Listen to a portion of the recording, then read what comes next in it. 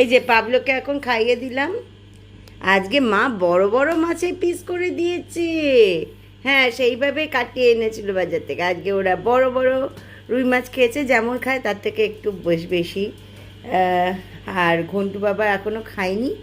আর Pablo যেই খাওয়া হয়ে গেছে অমনি আমার কাছে এনে বলটা দিয়েছে যে ঠাকুমা এবার খেলাও।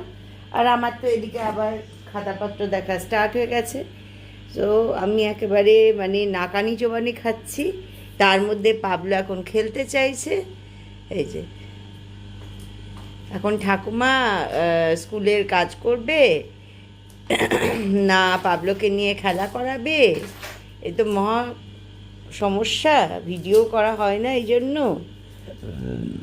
এই সময়টা খুব বিজি। এই দেখো মোজা তো পরেই না, মোজাগুলো কিনে দিলাম দাম দিয়ে। হ্যাঁ, এই মোজাগুলো ভালোই দাম নিয়েছিল। আমি ভেবেছিলাম ওদের ছোট্ট ছোট্ট মোজারায় কত দাম হবে। ও বাবা, এ তো ভালোই দাম।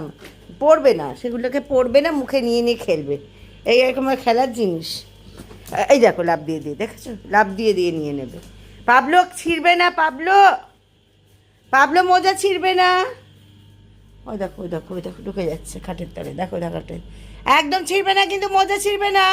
দিয়ে এসো, নিয়ে এসো। হ্যাঁ, রাখো ওখানে।